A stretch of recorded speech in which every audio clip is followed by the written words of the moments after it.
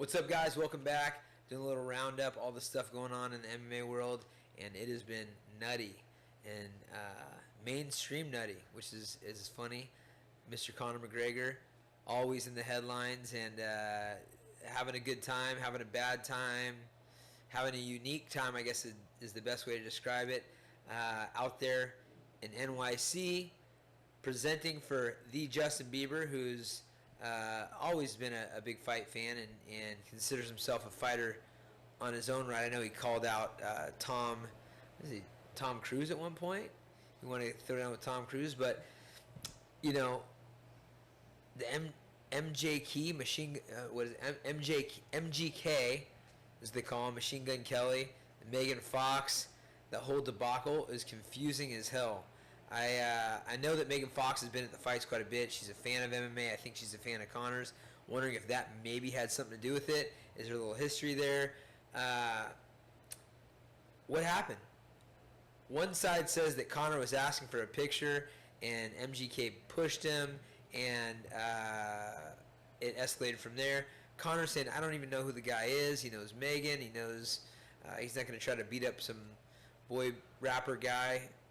He fights real fighters, and it's kind of a confusing whole interaction. Nobody really is talking about it. The day finished as was supposed to. Everyone walked the red carpet. Awards were given, and seems like it's kind of a hush hush at this point. So, from what I understand, and one of the best pictures I saw for the whole debacle was of Conor McGregor right before he's about to throw his whiskey on Machine Gun Kelly, and it's just like a mischievous smirk.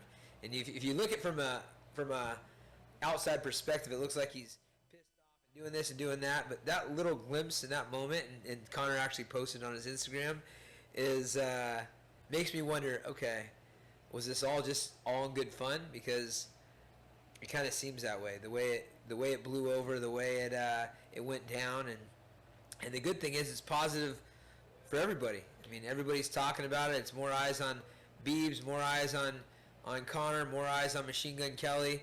You know, probably got Megan Fox's juices flowing a little bit, so that's always good. I responded to Conor's story on Instagram of that picture and was just thinking, this is a friggin' right. There's a hilarious meme of the arm extended of Conor, which looked like a punch, but it probably wasn't even really a punch. And he's holding a cell phone, and in the cell phone is a picture of his DMs with Megan Fox in his DMs. I thought that was classic. Had to send that over to Conor, and it got a little kick out of that. Who knows the truth? Will MGK go to support Conor at his fight or go watch the fight in the future? Conor gave him the invite. Very possible. Is Megan Fox, whose side is she on? Who really knows? But it was definitely an interesting debacle at the MTV Awards.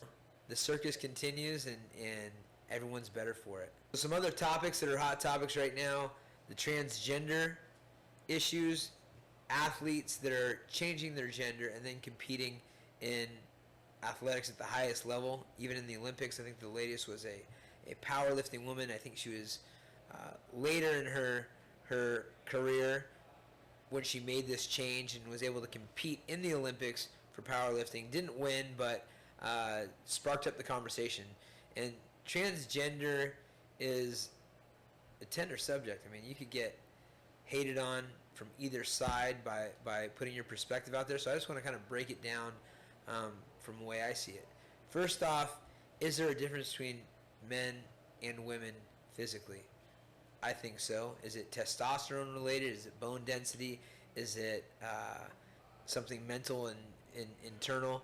I do not really know. If I look at the women that I know and have interacted with, it's obvious that some women are solid to the touch and some are a little fluffier than others. In our sport in particular, I would say like a Gabby Garcia and a Chris Cyborg versus Gina Carano and Ronda Rousey. I mean, two drastically different body types that are both all female.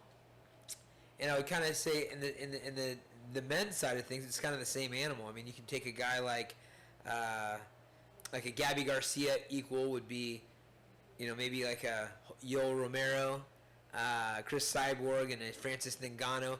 Extremely gifted, thicker boned, durable individuals. Gina Carano, Ronda Rousey, more like a John Smith and a Dan Gable.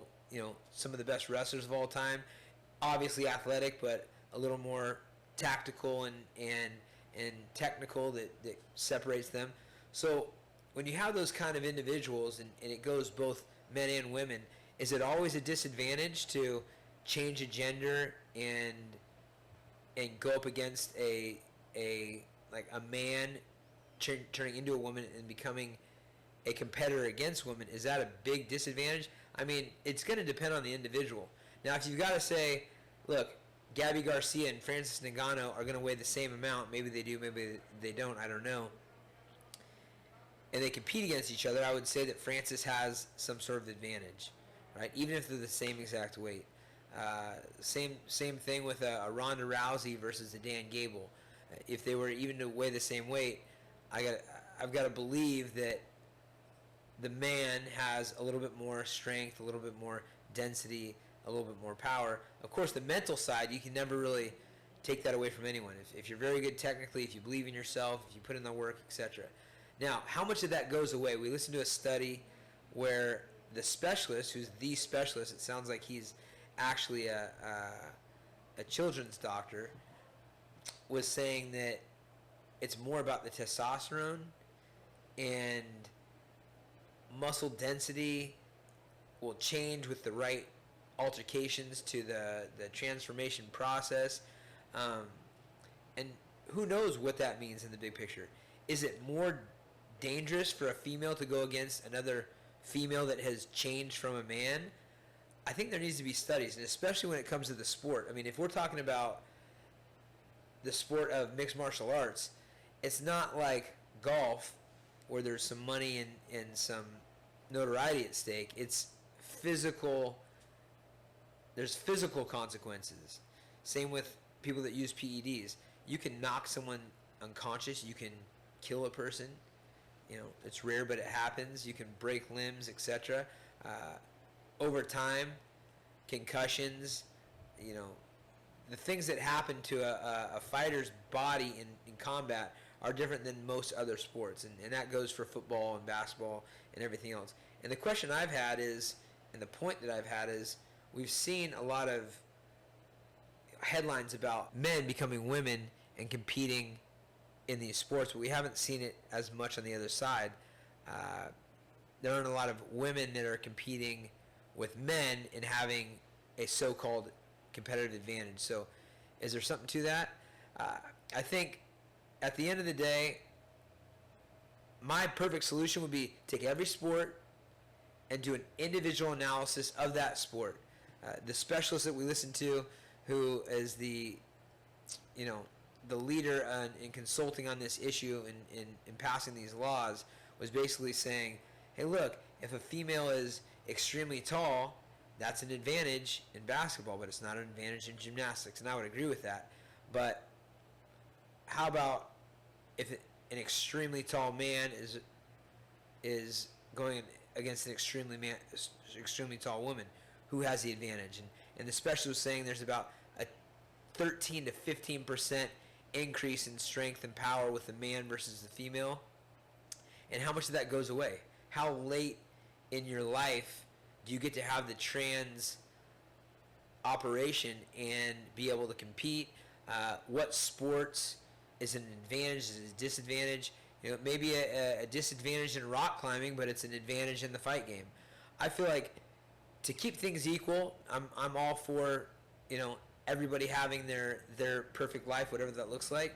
I think there needs to be an individual analysis of every sport and the pros and cons of making this change a easy and fair exchange. And so the fight game, I've gotta say, Alana McLaughlin, she just fought. She's the newest one to come in and make the headlines. There was in the past the Felon Fox, who is a known transgender that was getting into the fight game. Obviously, there's two sides of that. It's disclosed. The female taking the fight takes the fight. The studies have been done to where the transitions have been made, the surgery's been had, the testosterones have been adjusted, and the things that need to happen. Is there still an advantage? I don't know. I tend to say, look, in a sport like this, I feel like there would be an advantage. Now, something that would be really equal and really fair is to make a transgender league where the transgender combatants get to fight each other, and that would kind of squash all the sayings on both sides, the naysayers, the supporters, to say, hey, let's create a new league with people that are identifying as transgender and let them compete.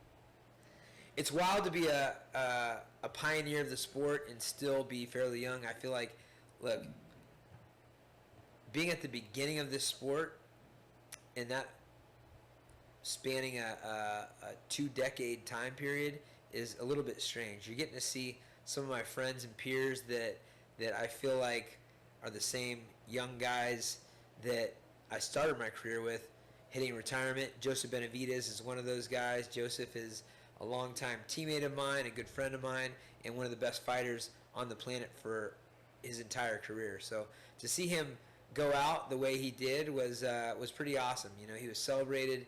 He kind of was mulling over whether he was going to go through retirement. Hadn't had the best win streak, or best fight results as of late, even though they were all high-level fights, and decided, hey, you know what? It's time for greener pastures. I've played ball. I've done my thing, and it's time for me to say so long to the mixed martial arts world. And I love seeing that. Somebody that has accomplished something and is ready to take on the next thing. So congratulations, Joseph. Another guy that we competed with on that WEC organization beginning was Carlos Condit. Just a day after Joseph was Carlos Condit. For you casual fans that don't know about Carlos Condit, he's a savage.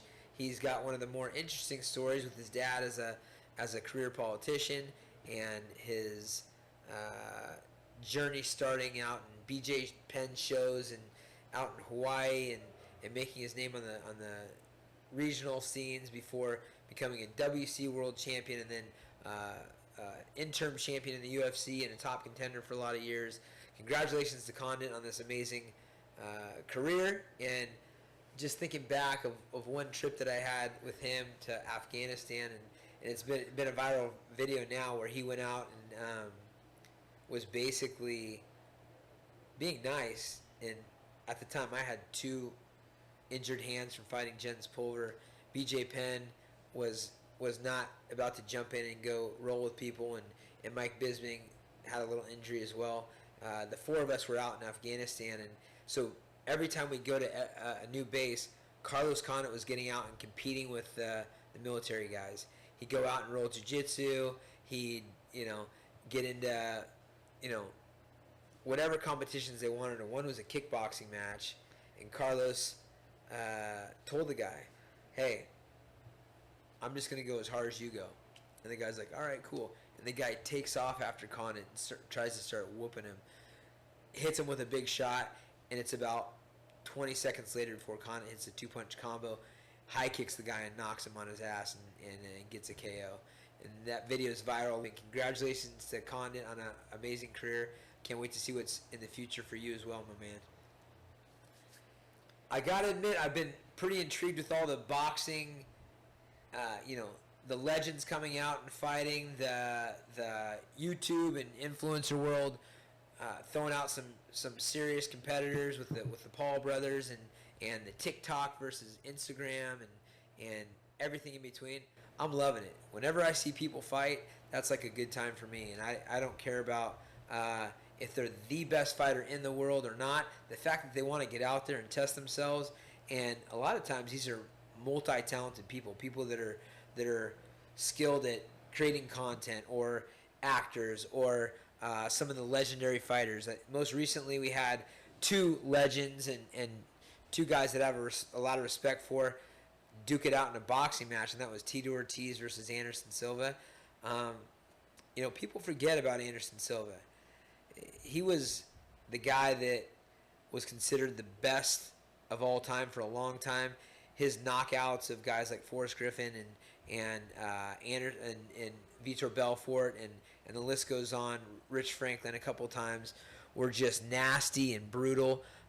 He doesn't lose that edge.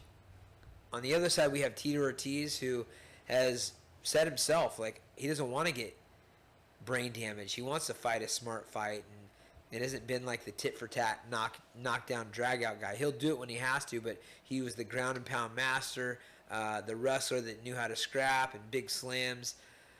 I think that's what we saw that night. You know, Tito came out. He's the bigger guy, less active guy. Anderson's been fighting quite a bit, and just gets iced by Anderson.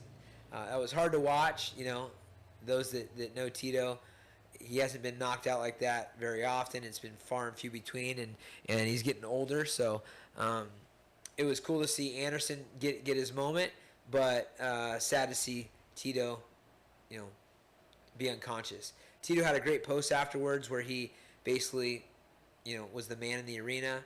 You can't knock a guy that goes out there and tries. And then the coolest thing about that whole situation was what happened in the airplane afterwards. Anderson Silva, who apparently there was some mix-up with plane tickets, etc., hands over his first-class ticket to Amber, Tito's longtime girlfriend, and just all around ends the night with a gentleman with a nasty knockout power. So props to those guys for putting it out there. Vitor Belfort took out a old time, and when I say old time, I mean 56-year-old Evander Holyfield. Apparently, it was a short notice fight. Evander, for those that don't know, if you're too young to know about the 56-year-old legendary fighters, was a Tyson, one of Tyson's biggest rivals throughout the years. I think the biggest was the biting of the ear. Tyson actually bit his ear off, which they've joked about at this point. But Evander is 56 years old, and I don't know if he needed the money or he just has that confidence, but has a bad night. It was hard to watch. Vitor, who's no longer in the mixed martial arts space, but now doing whatever he wants, got that big knockout and masterclassed. Now, a lot of people were uncomfortable about it. I saw Ariel Helwani post something where he was saying, hey, this was hard to watch. This shouldn't happen. Hopefully this is a lesson for you fighters out there to take care of your money so that you don't have to fight when you're a grandpa, etc., etc. And I can understand that mentality and that thought if it was purely a money play for Evander. And maybe it is, maybe it's not. But some of these guys just like to compete. I mean, that's what it's about for them. That's how they get their high. That's how they get their, keep life exciting. But 56 is really pushing it. So props to Evander for putting it out there. Props to Vitor for getting it done. Would I like to see that one again? Absolutely not. Now the question is, what's going to happen with our legendary fighters, Vitor Belfort and Anderson Silva, and the next generation of freak show fights, right? We've got the Paul brothers that are taking out some pretty tough competitors, all different sizes and shapes and stylistic fighters. And then we've got Vitor Belfort saying he's Jake Paul's daddy. You're going to meet your daddy. We've got Anderson Silva that's been asking for that fight for a long time. How's that pan out? Would Vitor win? Would Anderson win? Would Jake even entertain that? These are all interesting things. And as we've seen in this fight world, and it's not just MMA anymore or boxing. This is like the weird world of fighting. So keep your eyes peeled and throw your opinion out. What would you like to see? Most recently, we've seen a new league that they're talking about. And this league is going to have supposedly teams. I would imagine major cities, Sacramento, San Diego, and everything in between. They're talking about having a split of the profit 50-50, much like the other sports that professionals are partaking in, the NBA, the NFL, the MLB, etc. The head organization will be a non-profit, and the teams will be individually owned fight teams. And I've had a little bit of insight on that here and there. I've heard some people talking about it, and it sounds like it's a good theory. I think the problem is with that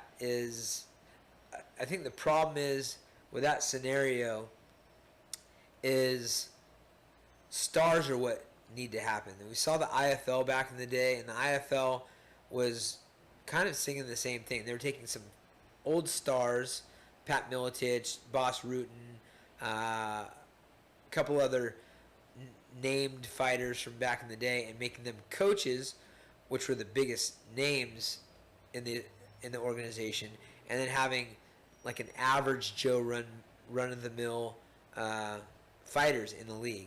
And that's not going to cut the mustard. People want to see the best fighters on the planet, and for that to happen, there has to be some big dollars spent to get those big names attached. Now, would it be enticing for a Conor McGregor or a Diaz or a Masvidal or a any of these new age fighters to jump over, a Sean O'Malley, a Volkanovski, and the list goes on, to come over and be one of these trendsetters, go against the grain and jump into this new league? It's only going to be about money. I mean, that's what it's going to take. So we get some extremely rich owners of teams.